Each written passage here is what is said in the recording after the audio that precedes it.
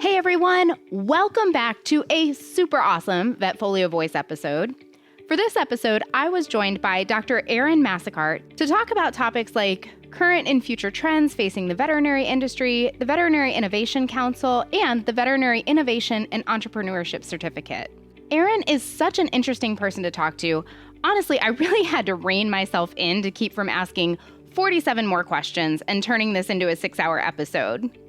If we had more time, I really would have liked to dive further into the meaning of life at some point. And I'm only half kidding about that. We started off by introducing the Veterinary Innovation Council and the Veterinary Innovation and Entrepreneurship Certificate, which I immediately added to my VetFolio classroom following this discussion. But our conversation touched on so much more than that. We covered artificial intelligence, telemedicine, workforce shortages, pet care in the home, and of course, the answer to life. I'll stop there and let the rest of the episode speak for itself. Let me go ahead and introduce Dr. Massecar and we'll get straight into it. Dr. Aaron Massecar is the Executive Director of the Veterinary Innovation Council. After completing his PhD in philosophy at the University of Guelph in 2011 and then teaching for 5 years, Dr. Massecar transitioned to veterinary medicine where he believed he could have a greater impact than what could be done in academic philosophy. His first work in veterinary medicine was with Texas A&M, where he helped to build their Veterinary Entrepreneurship Academy and the Veterinary Innovation Summit. He later started working on telemedicine with the Veterinary Innovation Council in 2017. While at VIC, he helped to build educational programs for the North American veterinary community and later became the Senior Vice President of Learning at the NAVC. After a couple of senior executive positions with Colorado State University's Translational Medicine Institute and the Veterinary Emergency Group, Dr. Massecar is back at the Veterinary Innovation Council and helping to drive awareness across the industry in domains such as innovation, entrepreneurship, and artificial intelligence. Aaron and his wife, who I should mention is a DVM, live in Colorado with their 3 dogs and 2 cats.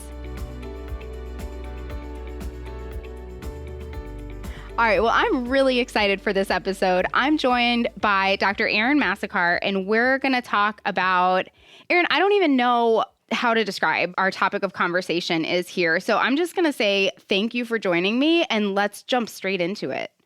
Yeah, it's awesome to be here.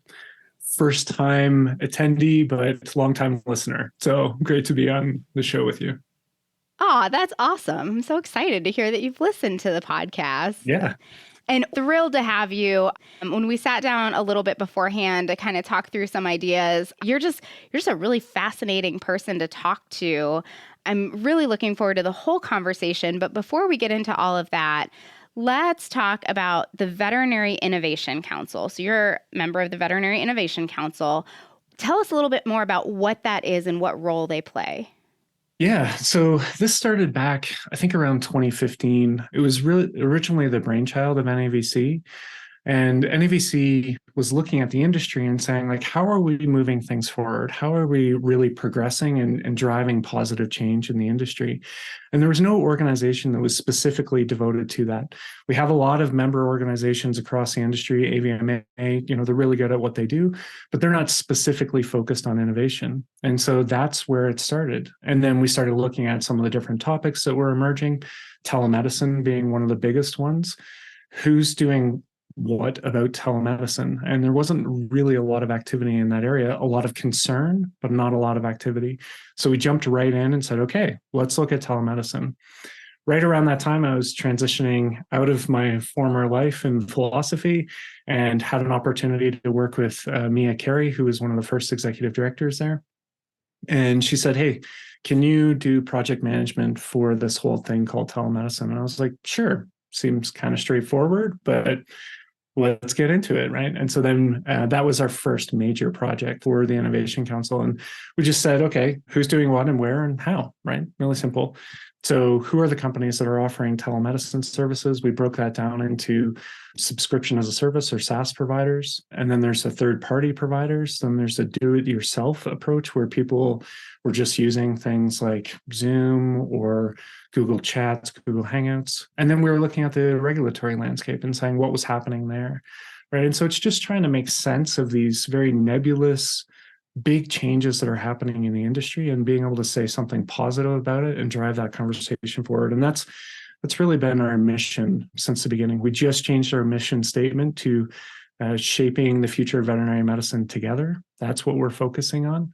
So we have our Veterinary Innovation Summit that we have every year, but then there's a bunch of publications that come out throughout the year of all these like interesting topics. Like right now, AI, super hot, right? So everyone wants to know a little bit more about that. And so we're trying to come up with something positive to say about that isn't doom and gloom, but can actually provide people with the resources that they need in order to incorporate it in their practice. I'm so glad that you broke it down into the examples with like telemedicine and AI, because thinking of innovation and driving positive change in the industry, I mean, that's a lot to bite off right there. You mentioned you have a background in philosophy. I can see why you're like the perfect person to spearhead so many of these efforts.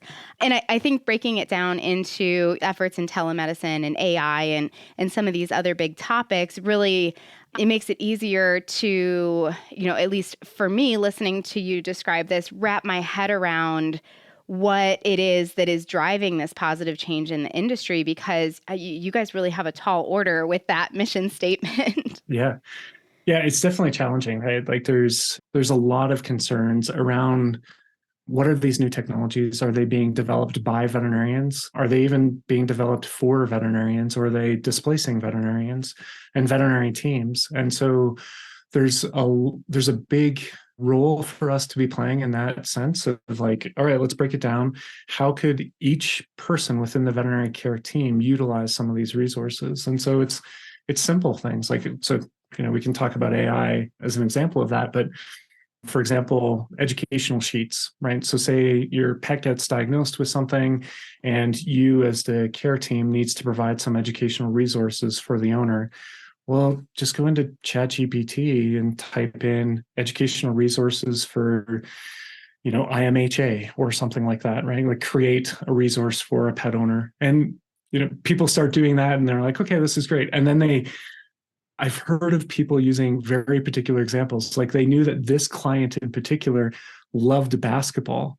And so they said, okay, how can we explain something maybe not so complex as IMHA, but something a little bit more straightforward, like cruciate repair or something like that? How would you explain that to somebody who really loves basketball about their pet, right? And so you get into these like really specific ways of relating to your clients that people are utilizing. And it's like, that's perfect, right? That's somebody who's comfortable using the technology, is able to evaluate its effectiveness, because you can't just create that and hit send, right? You got to like read it and make sure that it's appropriate. But there's little things like that just make everyone's lives better. And it's that kind of stuff that we really want to highlight, and not the AI is going to take your job, fear mongering that's out there. That's just not the case, right? So how do we drive that productive change? That's what we're looking at.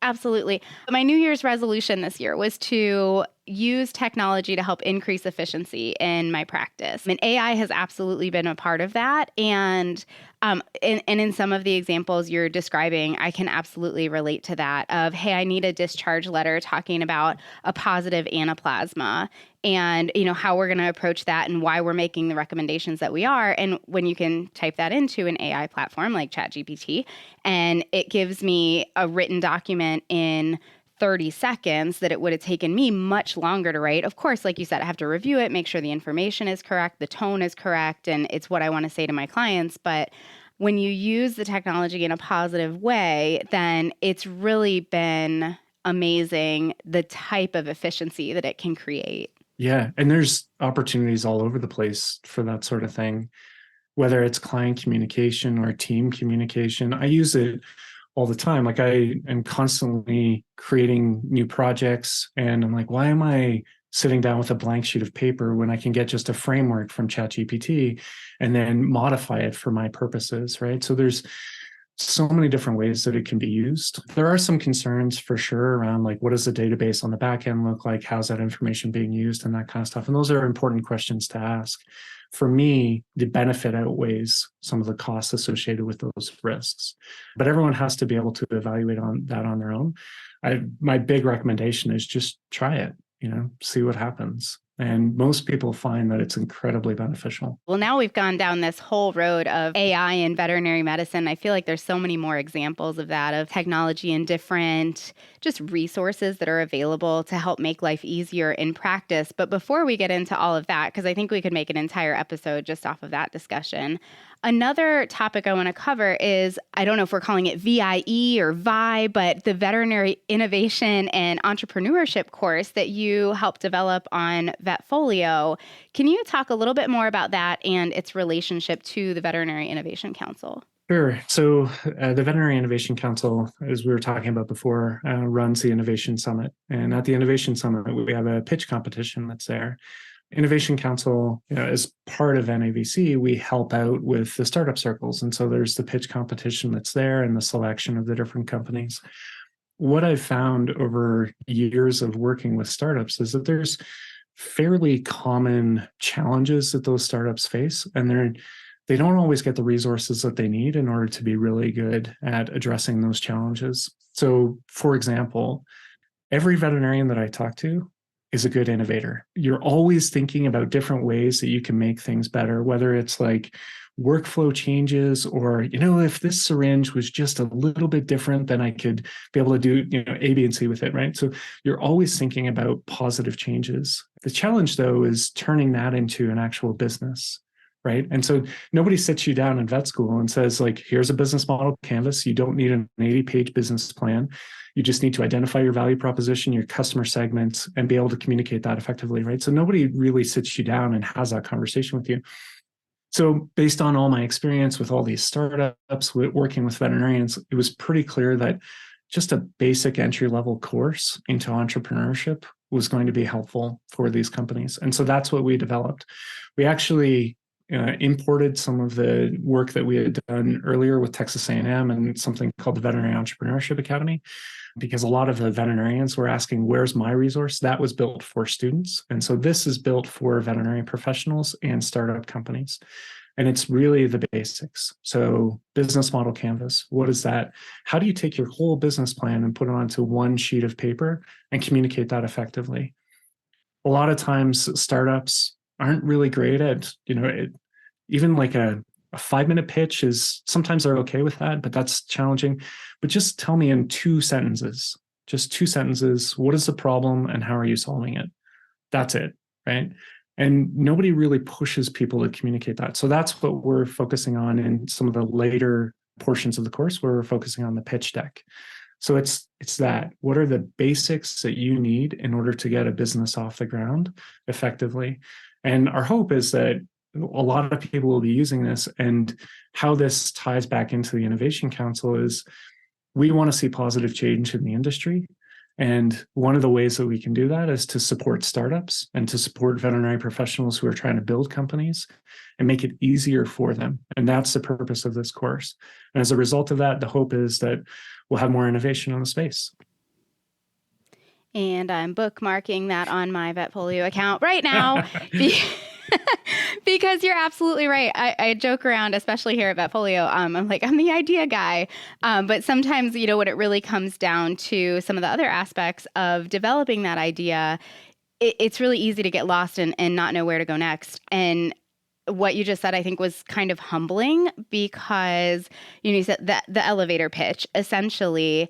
And I went, gosh, I kind of fell into my practice. And I've been doing it for 3 years. And if you ask me right now, tell me in 2 minutes what the problem is, how you're solving it, and what your practice is all about. Like, my head just started spinning. I went, I don't know if I could do it and really describe it, because I don't know if I know completely. So you're really kind of bearing my soul here again to say, my own shortcomings.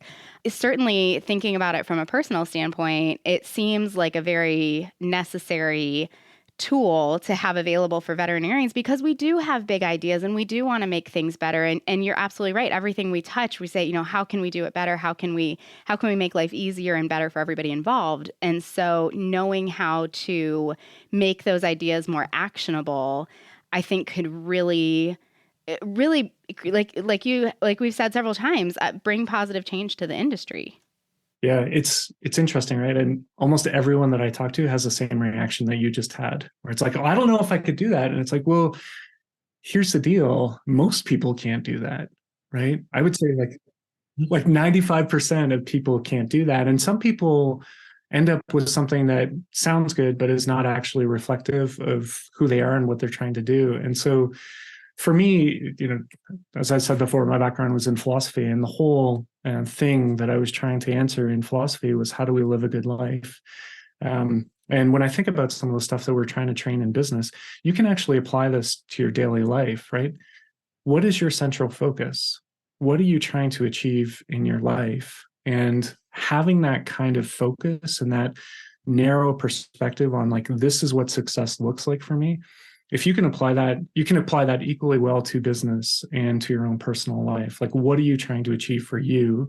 What are you trying to achieve for your business? What are you trying to achieve for your clients? And having that focus just puts everything else into a really great perspective. Wow, it really does. Like, I feel like I could sit here and reflect on that for quite some time. And actually, I think that the answer is fairly straightforward when I really reflect on it from that point of view. But it's kind of like you're talking about, like learning to look at it from a point of view where you can really get to the answer and not get lost in the weeds of like, well, I like this and I like this and I like this. Because, if you say, what's your focus in veterinary medicine? I'm going to go, I don't know. I like everything. I just like animals and I like people and I like medicine. And then I have this, wonderful area of being able to touch all of those things. But when you phrase it that way, I think it's much easier to say, why are all those things so important? And what's the goal in touching all of these things? And the main thing that does is it shifts you out of a reactive mindset and into a proactive mindset, right? Because then you start looking for the things that are going to drive that forward, whatever that vision is, whatever it is that you're trying to achieve. You start looking for those things rather than, well, I just have to be at work today. And it's like, no, like look for the things that are going to make you happier. Look for the things that are going to provide a more fulfilled life. But you have to intentionally do that. You can't just expect that stuff to just happen on its own. And so it's really that focus that changes things and makes life a whole lot better. Absolutely. You have to do the work to get to the answers. 42 is the answer to life? Yeah, right. I feel like we could make a whole episode just on the conversation we're having right now, and I would love to do that. But we have so much to talk about, and I don't even know how we're going to fit in all the stuff we want to talk about, but let's try. So a couple of the topics that you mentioned earlier were telemedicine and AI. If we can jump into another major topic that is kind of at the top of everybody's mind in the industry right now, and that's workforce shortage. Can you tell us about, just kind of your thoughts on workforce shortage in veterinary medicine and how you see us as an industry moving forward to help address this, of course, with Veterinary Innovation Council in mind and everything like that? Yeah, we're just starting to get into it with the Innovation Council. And when I start looking at the conversations that people are having, it seems like people are kind of talking past each other, right? So, for example, AVMA says that there isn't a long-term workforce shortage, right? Like that's their position. And you look at some of the reasons why they're saying that, and they're saying that some of the changes that we saw over the past couple of years and some of the challenges that clinics were facing, those have been short-term issues that once we're out of COVID more and we'll get back to the level of efficiency that we had before. And the pet market is not expanding at the rate that certain people say that it is expanding at, and on and on and on, right? And then, you have people like Jim Lloyd, who is a board member of the Innovation Council, and he's doing really great work showing the extent of the challenges and the shortage that's out there and using an economic analysis for that. And you have people like Matt Saloy, who is talking about clinic efficiency as one of the major drivers for the challenges that the clinics are facing, which leads people to believe that there's a workforce shortage. But one of the major challenges is just that the average appointment time has gone up by, say, 5 minutes or so. And so that drives inefficiencies across the hospital. The thing that I want to look at is just, what are the criteria that we would use to determine whether or not there actually is a shortage, right? Like, what does the Bureau of Labor Statistics say about this kind of thing? And then how do we use that shared criteria in order to stop talking past each other and start saying, okay, we feel like there's a shortage because of the following criteria. You say there isn't a shortage because of this criteria. How do we come up with some sort of consensus on this? People are saying things like currently there's a shortage of 60,000 veterinary professionals. Right now, there's a shortage. And then people are looking at the number of vet schools who are coming into the space, and there's somewhere in the neighborhood of 11 to 13 vet schools who are currently going through the application process of becoming a vet school. And so then what does that mean? Well, that changes some of the challenges that people are going to be experiencing, because you need instructors in those institutions, and there's not enough boarded specialists to fulfill the roles of those instructors. So then what do? Well, then we go to a distributed model, which is not just a reaction. It's actually shown to have its own benefits for being able to give people hands-on clinical experience before they graduate. And so there's all these challenges that exist, and they're all kind of rotating around the same issue. What is the actual state of affairs with regard to workforce shortage? Is there a workforce shortage? And what kind of institutional changes should we be making in order to address that? And there is an agreement on that. So one of the things that we would like to do is just say, okay, very specifically, what is the criteria for determining whether or not there's a workforce shortage? We can stop these arguments that are talking past each other, come to shared understanding of what we need to do as an industry, and then move forward. That might be a little bit overly optimistic, but that would be the hope, is that we can at least sit down at a table and have a conversation around what does this mean, and what are we going to do about it? Yeah, it's really interesting, the different points of view, because I think about, and obviously very, very surface level for all of the stuff that you said, but as far as, the pet market maybe isn't expanding as fast. Okay, the pet market might not be expanding, but is the level of care expanding, which is therefore increasing the demand on veterinarians' time? Yes, our appointment time's increasing by 5 minutes. Yes, but the point of view of pet owners has also changed to where, we're no longer just treating the dog, we're treating a family member. And so, they need that extra time. There's more to talk about sometimes in that regard. And, of course, veterinary medicine has come so far, so fast. Like the products that have been developed for veterinary specific uses just in the last decade that were never even thought of before is unreal. So we have just so much more options to think about and to go over, which places demand on time. So is it a timer? Is it a physical bodies thing? And, then you get into, gosh, like on and on and on. So certainly I can appreciate the need to sit down at the table and have that conversation and start to work towards some of the solutions. One of the things that you talked about was going to a distributive model for some of these newer veterinary schools, because we have specialists, but not all of them, of course, are in academia. And historically, that's who's done a lot of the teaching at vet schools. Can you talk a little bit more about that distributive model and putting students out into practice to get their clinical experience, and maybe even some of the other ideas that can address at least the functional shortage we're seeing right now, even if it's not a physical shortage? So I had the benefit of sitting in on what is called Cowbell, which is probably one of the best organizational names ever. And that comes from Jason Johnson, who's now at IDEX, but he was at LMU at the time. And it's called the Consortium on Workplace-Based Education and Learning. So it's Cowbell. And at the end of every meeting, he would say something like, "We need more cowbell." So I love it. It's pretty good. So the idea there is that instead of having a clinic that students are getting trained in on site at the educational institution, then they're going out to all these different satellite locations. And so the school has partnerships with clinics all over the place. And so the students are going in and getting clinical experience at each different location. And there's a pretty rigorous set of standards that each clinic has to have in order to make that happen. And it seems like the results from that have been really positive. I'm not an expert in this area, but it sounds like students are more confident coming out of those kinds of environments on the whole, because they're getting that hands-on experience, they're working with the team. And so it's not in these like kind of isolated silos all over the place. So that's happening right now, and that's really great. And it's been happening for a while. Actually, it's not radically new. It's just the majority of schools who are starting are using that model rather than building a teaching institution.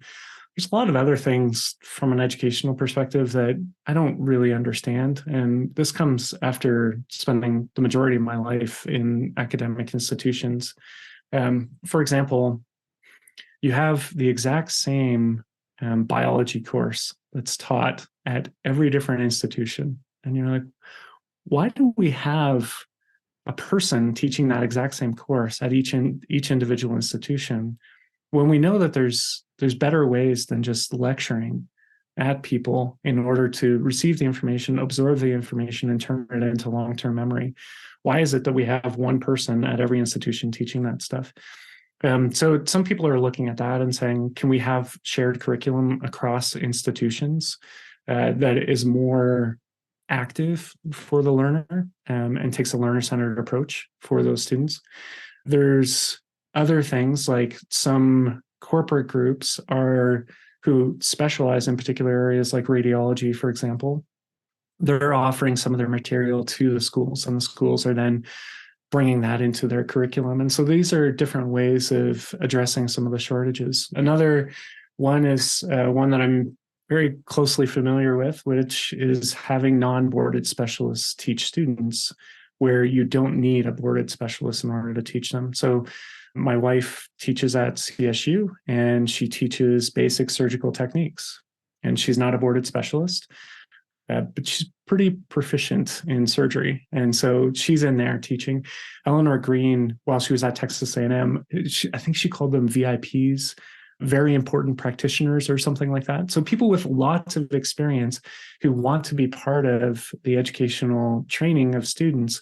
How do we get more of those people in where you don't need to be a boarded specialist because you're not dealing with really complex cases, but you're just kind of taking care of the basics? Why don't we have the board of specialists working to the top of their license, to put it in a different way, and have VIPs come in to teach some of the basics that they need, and maybe overseen by a specialist or something like that. So there's different ways in which people are trying to address the shortage, which I think no one is going to be the solution, but there's different approaches that are going to help to alleviate some of the burden. Yeah, and important to be having the conversation, picturing having somebody who, doing this distributive model, for example, working with multiple different teams in multiple different environments and clinic models and different mission statements, different values, different goals, and getting a really well-rounded experience there. And I'm assuming if you're bringing these VIPs in to teach and they have a lot of experience, probably that is going to be out in practice, not necessarily in an academic setting. And so bringing in not only their technical knowledge, but also their real world experience of working in different clinics and the type of challenges that they've faced outside of, say, just one institution, I think could be really beneficial way beyond just a technical proficiency. Totally. And there's certain safeguards that you have to have in place, right? Simply because somebody's got a ton of experience doesn't make them a great instructor. And so there's certain training that people would have to go through in order to make sure that they're imparting that wisdom, that experience appropriately. But on the whole, to have so many different kinds of people who are in practice training the next generation, it makes me think that we're actually going back to an older model of education where it was the apprentice and the master, right? And that was one of the best ways of getting educated because you would get real world feedback on a regular basis. And it's not to discount the work that the specialists are doing in the academic institutions, because there's a reason why they're specialists. They have a ton of information. But when you compare that with practical hands-on experience that people are getting across multiple different locations, that's only going to make a better, more well-rounded veterinarian in the future. And I love the way that you put that, because I think that's a really important point that, not at all discounting the value that the specialists bring to the table. It's that team approach of somebody who's a specialist in a particular area versus somebody that's bringing a different type of experience and then working together to impart this knowledge into veterinary students and residents and interns, et cetera, and really making it a team approach where everybody can shine at where they excel. Exactly. I feel like that was a lot of mumbo jumbo, but no, that sounds great. Yeah. Perfect. I think we can certainly agree workforce shortage is going to be an ongoing discussion for quite some time. I know there's a lot of ideas, many of which we've touched on right here as far as how to address it. So it'll be really interesting to watch how the conversation continues in the future and some of the solutions that work or that don't work and that we try out and where everything ends up. Yeah. The thing, because I try to think about visuals as a way of understanding what's happening. And the thing that I really want to avoid is, basic trench warfare, where you like really dig in because you've got your position and there's this other position and you're just kind of like shooting over top of each other. That is not good for anyone. Right. And so if we can say, look, let's just figure out where we agree and where we disagree. Let's define some shared criteria for some of these different things, and then let's move forward. And maybe there is fundamental disagreement, but at least being clear about that rather than taking pot shots at each other from a distance. Absolutely. Let's stay out of the Facebook comments. Yes. Well, let's circle back around to AI. We dove into that earlier, and of course, there's a lot of opportunity for, we touched on efficiency, but even more than that with the implementation of AI into veterinary medicine in general. Can you expand on that a little bit? Yeah. So AI is everywhere, right? Everyone's talking about it. Everyone's incorporating it on some level, or thinking about how to incorporate it into their business. It's funny, right? Because when you dig into this and you start looking back at the literature, there's something called the AI effect, where when something is new, it's basically called AI. And then once it's kind of been in part of the industry for a while, then it's no longer called AI. For example, most people wouldn't say that optical character recognition, sliding in, scanning something and then having it recognize the characters. Most people wouldn't say that that's AI. But when that first came out, that was totally considered AI, right? And so there's this like AI effect. And I think we're nearing the peak of that hype cycle, where if you say AI, then clearly you're innovative, right? And we're kind of getting away from that and trying to figure out specifically what does that mean and how are people using it. So we talked a little bit about ChatGPT as being one of the things that people are using, but it's fitting in everywhere from radiology and that would include, at first it was primarily focusing on reading radiographs, but now it's ultrasound. So you look at some of the companies in the human space, and a lot of people were saying, well, you couldn't use AI for ultrasound because you're dealing with a three-dimensional space and not a two-dimensional image. And now we're finding out that that's just not true. And so AI is being able to find things on an ultrasound that the human eye can't find. We look at endoscopy, and AI is being able to find polyps that humans can't see yet. But the real value of AI is with respect to images, is being able to find an area of interest, right? So if you got the endoscope and you're down in, say, large intestine or wherever in the stomach, the AI can identify a region of interest that you should just move the scope towards. And so then being able to identify whether or not there's a polyp there. So that's a really great use of AI, is being able to supplement and augment the work that the practitioner is doing. Then we have things like decision support. And so you're putting your signalman in, and then the AI is saying, well, here are some possible treatment plans that you want to consider, right? So people are building out those tools. Then there's things like VetScribe and Scribble and all these other ones that are speech to text. And so the AI is actually reading what you're saying and being able to put that into a SOAP note format to be able to save you time. There's so many different examples of how this is impacting veterinary medicine. One of the quotes that I really love is that the future is here. It's just not evenly distributed, right? Most people just don't know that this technology exists and that it's available for them. The really positive ones that I really try to focus on are how are we actually saving more time for the veterinarians and getting faster time to diagnosis and a better treatment plan that's available. There's too many companies out there that are like, well, if you just added on this bolt-on service and it just took 2 minutes more of your time per appointment, and they're using AI as part of that. Like, that's not really great. That's not really helpful. But can we focus more on like, look, you should be trying to save veterinarians' times and the veterinary professional team time. That should be your focus, not adding more bolt-on features. And so that's the kind of advice that we typically provide to those startups. But yeah, there's just so many different examples of how it's hitting the space, and way more on the human side than we've seen so far on the veterinary side. But there's a lot of spillover that's happening. That's pretty exciting. Absolutely.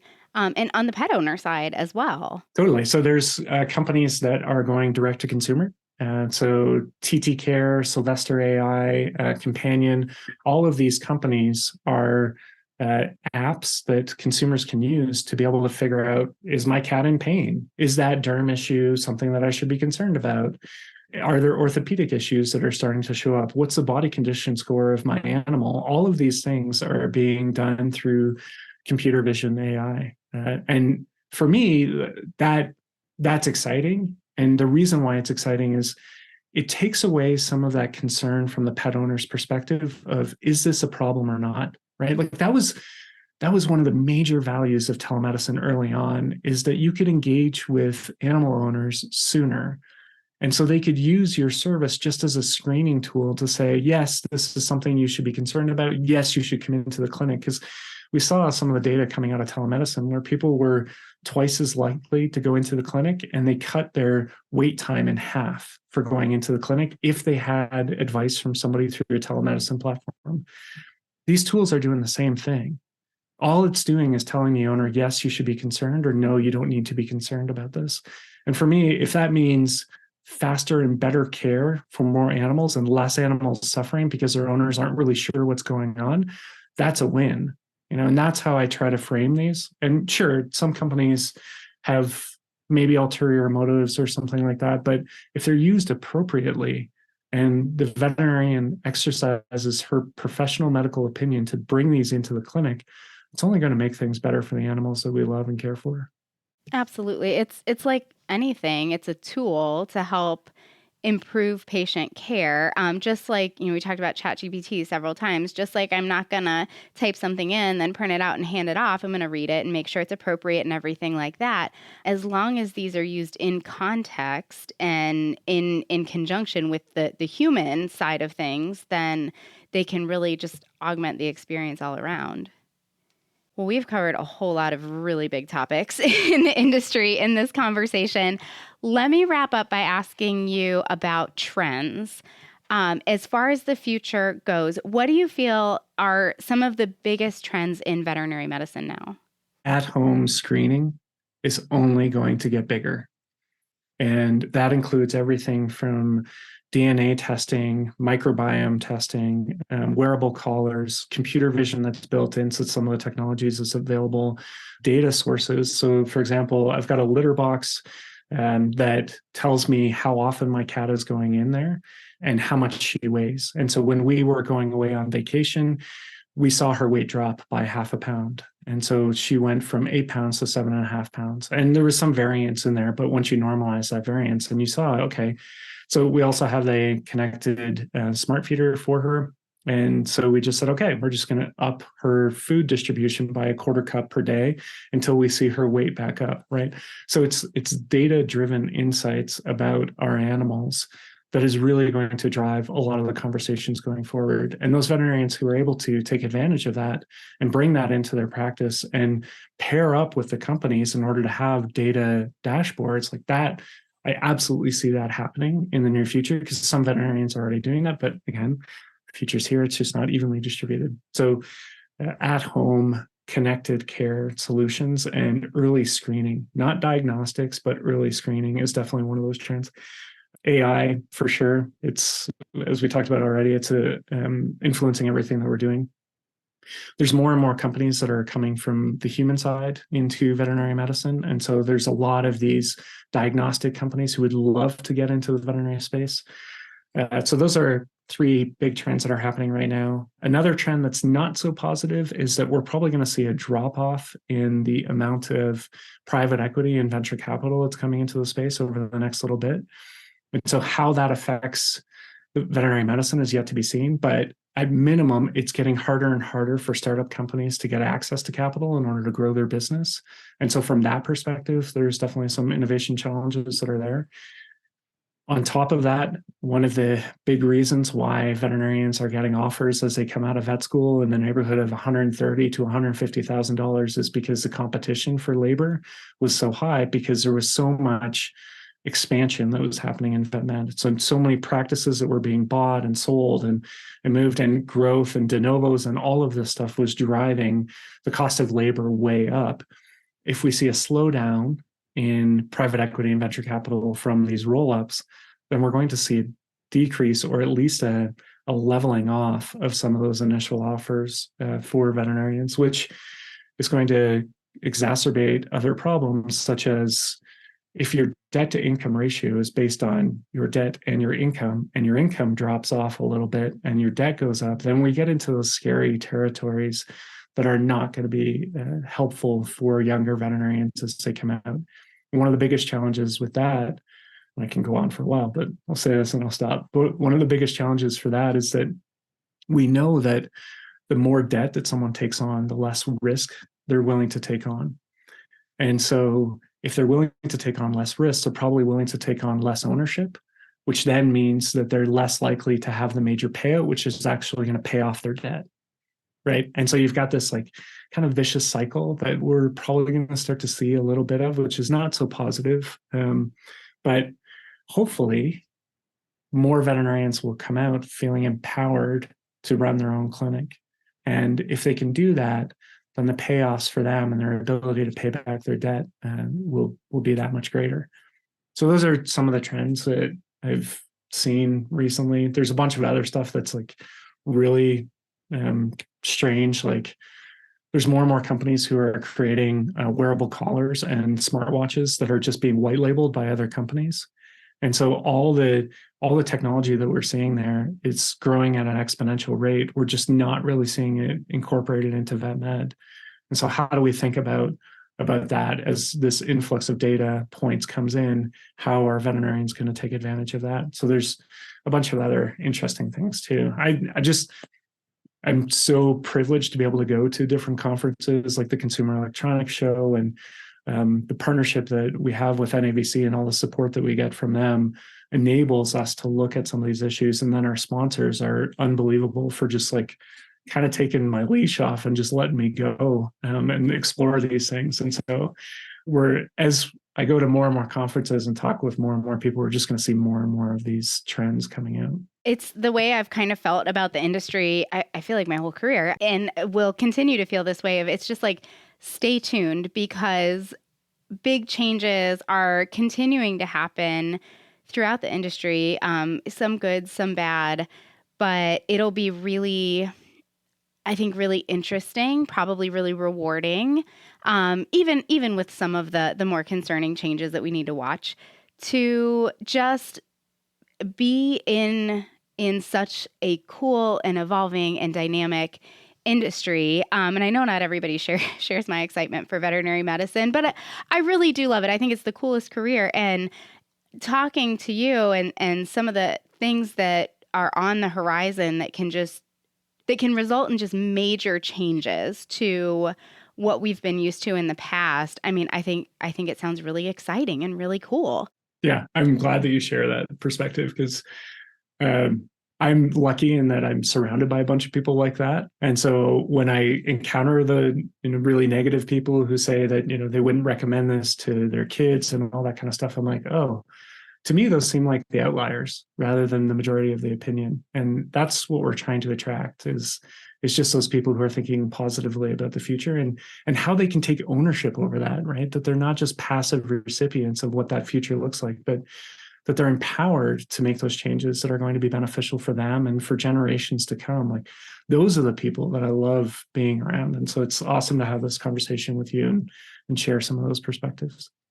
Absolutely. I was going to say, if we don't think about wrapping up this conversation, we're going to dive off into philosophy and different parts of the industry and get into animal care and all kinds of different stuff. So I hope that at some point you and I can do that. But thank you so much for joining me today and for sharing all of your insight. I still feel the same way I did at the beginning of our conversation. You guys really have your work cut out for you, but so happy that there are people like you out there that are doing that work, having those conversations, learning about these trends, and really helping us navigate some of the big changes that are coming down through the industry. I'm so excited to be in this position. It's the perfect job for me. And yeah, so I'm just really happy. Well, thank you again for joining me. I should open up any final thoughts you want to share before we wrap it up. I think the main thing is try to find that group of people that you feel energized by. There are so many amazing, incredibly intelligent people in veterinary medicine, and they're always looking to talk with more people who are thinking positively about the future. Try to find those people and spend your time with them, and try to avoid some of the other people who might not be thinking so positively about the future. I think that's great advice. Well, Aaron, thank you again. I really appreciate you coming on the podcast today. Totally my pleasure.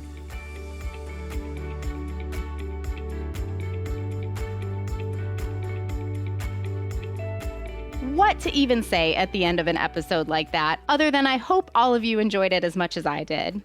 Huge thank you to Dr. Massecar for joining me. Thank you to the Veterinary Innovation Council for all that you do. Definitely check out the Veterinary Innovation and Entrepreneurship Certificate on VetFolio. And a huge thanks to everyone who joined us. If you enjoyed this episode, I don't know how it works, but I'm told that if you leave us a 5-star review wherever you get your podcasts, it'll help our fellow veterinary colleagues find this and other episodes. If you would like to find more episodes like this, click on the Education tab on the VetFolio website. As always, we'd love to hear your input on this episode, as well as ideas for topics you'd like to hear from us in the future. Feel free to reach out to me at dvm@vetfolio.com. You can also visit my Facebook page at Dr. Cassi DVM, and you can find me on LinkedIn. And remember, if one animal is better off because of you today, it's a great day.